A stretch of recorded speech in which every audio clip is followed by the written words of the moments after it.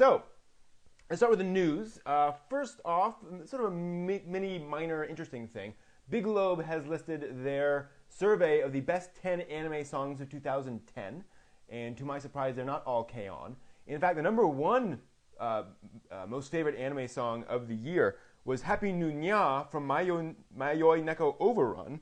To my surprise, it got basically 2,500 hits or votes. Then Shinryaku no Susume from Shinryaku Ika Musume, followed by No Thank You from K-On!, no big surprise there, and Utayo Miracle from K-On!. Then My Soul Your Beats from Angel Beats, that's a good song. Go Go Maniac from K-On!, Listen from K-On!, Hikari no Senritsu from Soro no Woto, Irony from Oremo, and Crow Song from Angel Beats with basically 1,100 votes. So those were surveyed on their Anime One portal from November 16th to December 3rd. 10,000 votes total. So it's a pretty good selection. So kind of surprising. I would expect all the K-On! Stuff to be at the top. Meanwhile, Crunchyroll has announced that they're going to be available on the Roku video playing device. This is a set-top box that you can hook up to your TV and streams stuff directly to your TV. Internet TV shows, as well as regular TV shows. Netflix, you can stream Netflix on the device, things like that. A pretty popular device for that kind of a thing. And so Crunchyroll will have its own channel on Roku, which will be an important thing primarily because there is currently no anime-specific channel on Roku. You can get certain things through, like Blip TV has a basic channel on there, and so you can get anime shows on there. In fact, I'm on there. But this will be the first anime-only channel on the Roku. So that's pretty cool. Meanwhile, China has built a 15-meter Gundam. It looks a lot like the 15-meter Gundam that they developed in Japan, but they are not doing it, with Sunrise or Bandai's acknowledgement, as far as we know. So they took a Gundam and they spray painted it orange and put it up there, which seems a little silly. Just so you know, here's basically what it looks like.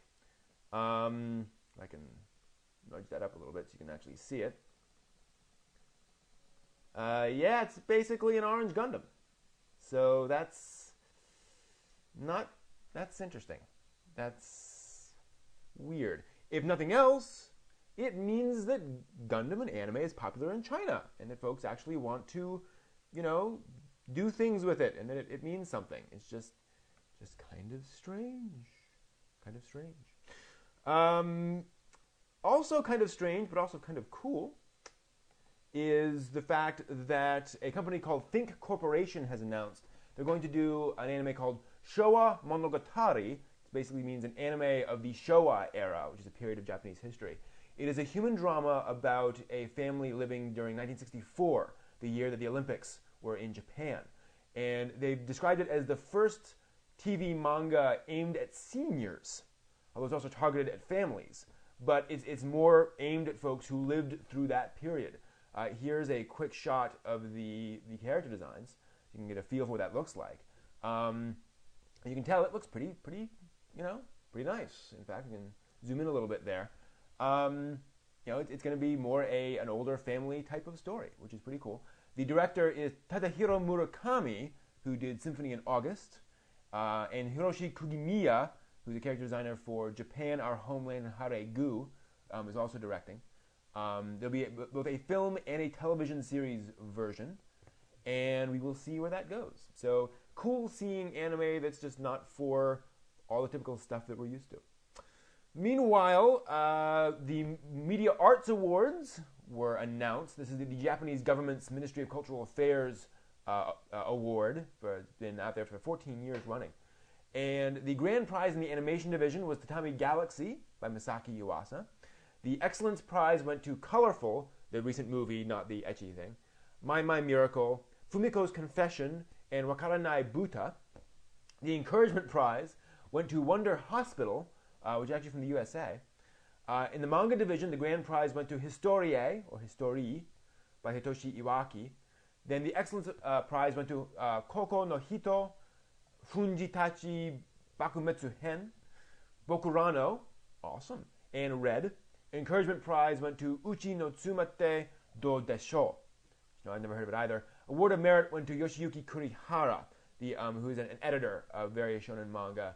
He was an editor on things. He did work on Oh My Goddess, Cardcaptor Sakura, things like that. So someone who's been around for a long time. So good on you for winning those.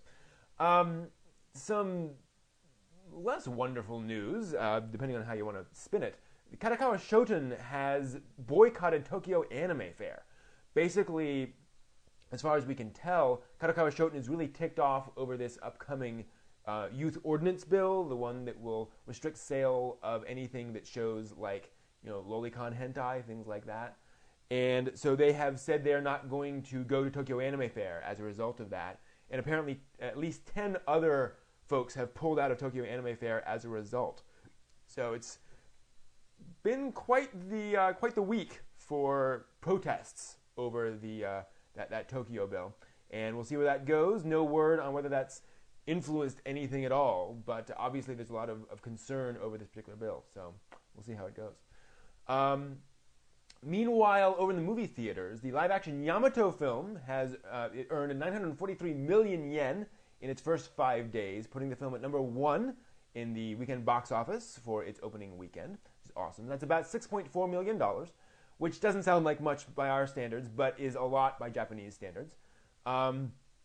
The audience was, interestingly, 52% male, 48% female, and about 44% of the audience was in their 40s. So most of the audience were older folks, basically. Well, not older folks, but not, teens and young adults. So that's quite interesting. And 31% said the desire just to see the live-action version of Yamato is the reason for going, as opposed to liking the animated version. So it was just they wanted to see how it turned out. So we'll see how it goes. But good to hear that it did very solidly at the box office. 400,000 views of it, basically. Also popular, Ken Akamatsu's j-comi website, where he's basically publishing older manga on his website, advertising supported, so folks can see it.